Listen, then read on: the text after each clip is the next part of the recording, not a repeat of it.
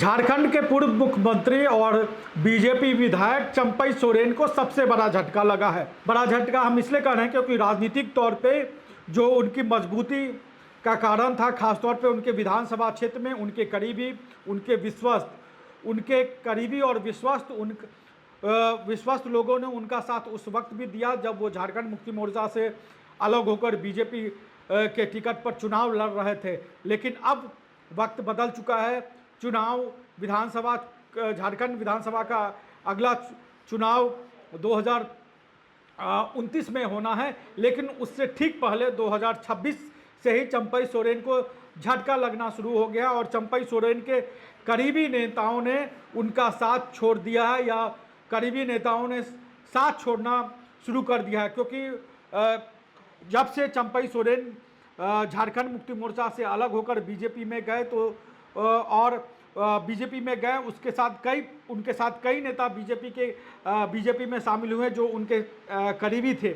लेकिन अब वक्त बदलने के साथ झारखंड मुक्ति मोर्चा की राजनीतिक ताकत झारखंड में धीरे धीरे बढ़ती जा रही है। चंपई सोरेन के बेटे बाबूलाल सोरेन दो विधानसभा चुनाव हार चुके हैं। एक घाटशिला से चुनाव हारे, उसके बाद फिर घाटशिला में जो उपचुनाव हुआ वो भी हार चुके। लेकिन घाटशिला में चंपई सोरेन को झटका अब नहीं लगा।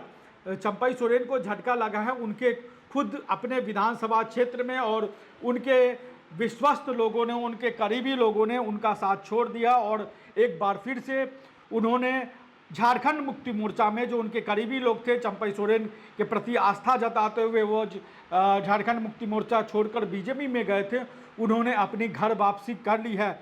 और आदित्यपुर नगर परिषद, जो आदित्यपुर नगर परिषद क्षेत्र है वो चंपई सोरेन का एक तरीके से क्षेत्र है।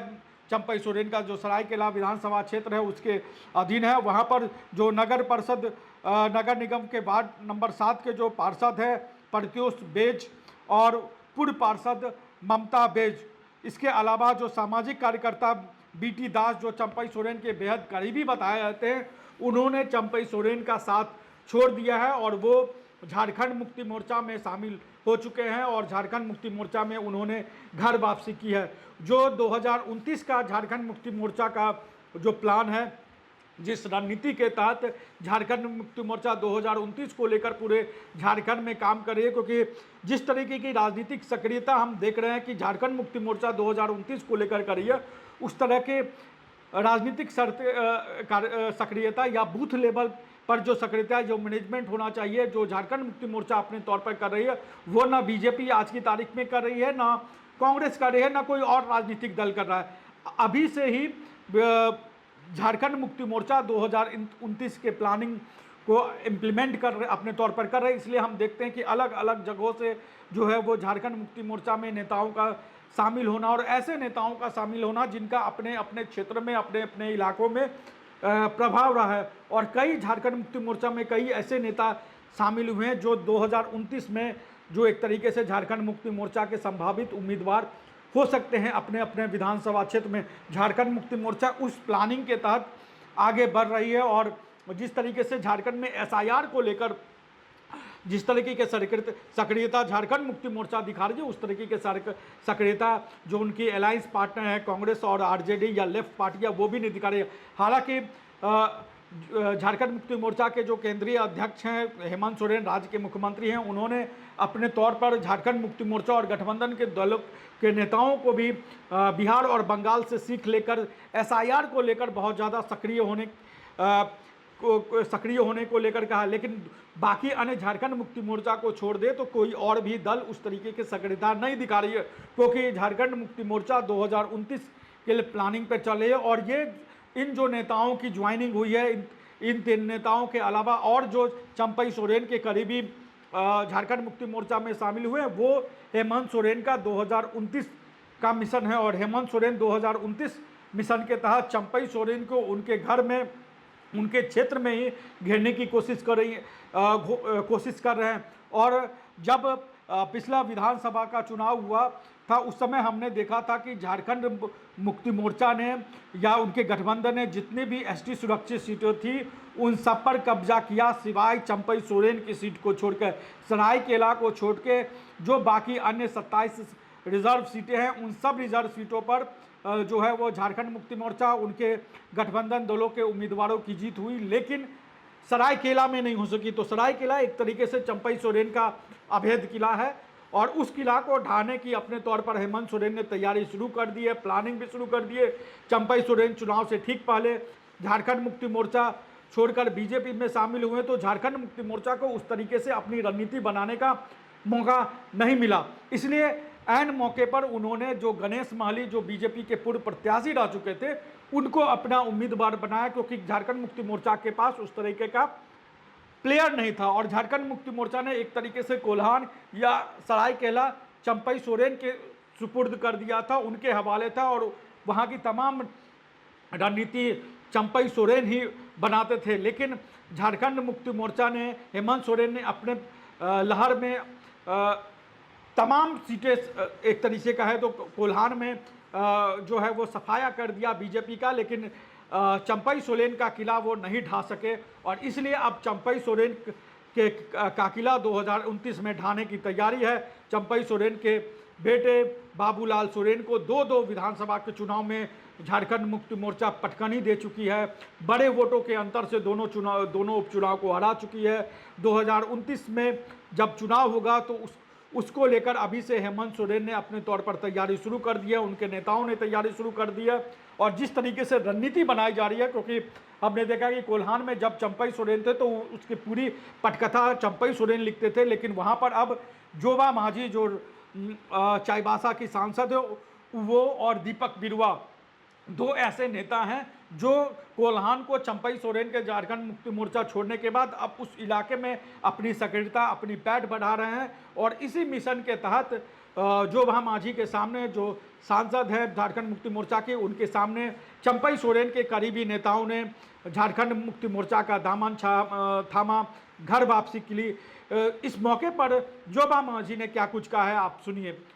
पार्टी एक परिवार में लोग आता है तो एक भरोसा विश्वास के साथ, और हम उन भाई बहनों को धन्यवाद करती हूँ, किसी भी दल में रहा, किसी भी परिवार में रहा, लेकिन आज झारखंड मुक्ति मोर्चा हमारे राज्य के माननीय मुख्यमंत्री के प्रति एक बहुत बड़ा विश्वास भरोसा किया है और उस भरोसा विश्वास के तहत आज धीरे धीरे करके इस परिवार को और मजबूत देने के लिए, ताकत देने के लिए सारे लोग शामिल हो करके क्षेत्र में जो भी जनता का समस्या है उनको समाधान कराने के लिए इन सारे हमारे भाई बहन लोग शामिल हो करके परिवार को मजबूत देने का काम किया। मैडम, देखा जाता है कि इस तरह के कार्यक्रम में कार्यकर्ताओं की ज्वाइनिंग तो हो जाती है मगर उन्हें प्रॉपर चैनल में जुड़ने में समय लग जाता है, फिर धीरे धीरे वो अंतर ध्यान हो जाते हैं। नहीं, वैसी बात नहीं है, अंतर ध्यान भी नहीं होता है और चैनल जुड़ने के बाद हटते भी नहीं हैं। देखिए, ये सबसे बड़ा चीज़ है, ज्वाइनिंग होती है, परिवार एक बन जाता है, परिवार में थोड़ा बहुत हो जाता है, मगर उसको दिमाग में ना लगा करके अपने लक्ष्य को आगे बढ़ाने में लगे रहने से कोई किसी तरह का इस परिवार में एक दूसरे में कोई अनबन नहीं होता। केपी सोरेन जी के आने के बाद जो लगातार कुनबा बढ़ रहा है। अब तो सबसे पहले तो केपी सोरेन जी को धन्यवाद के पात्र है, राष्ट्रीय पार्टी को त्याग देकर हेमंत सोरेन का जो सिद्धांत, उनका जो विचार, उनकी जो काम करने का कार्यशैली पर भरोसा जताया और इनका ज्वाइनिंग के बाद धीरे धीरे आप आगे देखते रहेंगे और सारे लोग आएंगे और ये झारखंड मुक्ति मोर्चा हेमंत सोरेन को मजबूती के साथ इन लोग खड़े रहेंगे और उनको मजबूत भी करेंगे और आने वाला चुनाव के समय में भी इन लोग हेमंत सोरेन के लिए खड़े रहेंगे। लोग भाजपा से आ रहे हैं क्या ज़्यादातर लोग? नहीं, भाजपा हम नहीं कहेंगे, किसी भी परिवार में रहा हो, झारखंड मुक्ति मोर्चा हेमंत सोरेन के प्रति विश्वास है, भरोसा है, उम्मीद है और इसी उम्मीद के तहत अन्य घरों से भी लोग आ करके जुड़ रहे हैं, मिल रहे हैं और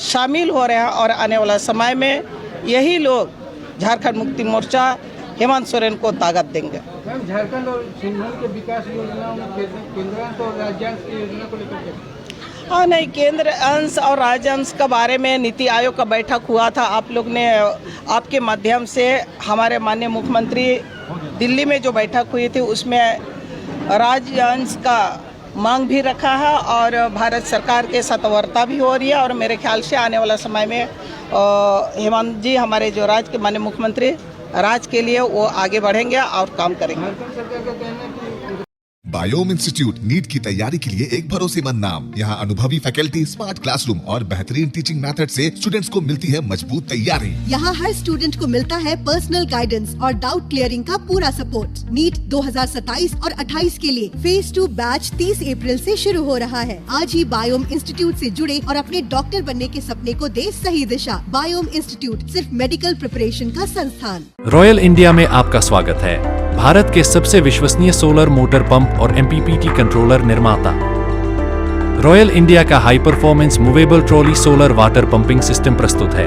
बेहतर दक्षता के लिए डिजाइन किया गया और आसानी से ले जाने योग्य। सरकारी परियोजनाओं के लिए अनुमोदित देश भर के कॉन्ट्रैक्टर्स और एजेंसियों की पहली पसंद। MNRE द्वारा अनुमोदित, उल प्रमाणित, उद्योग मानकों के अनुरूप स्वदेशी उत्पाद। सार्थक ऊर्जा समाधान के लिए हमारे साथ साझेदारी करें। आज ही संपर्क करें।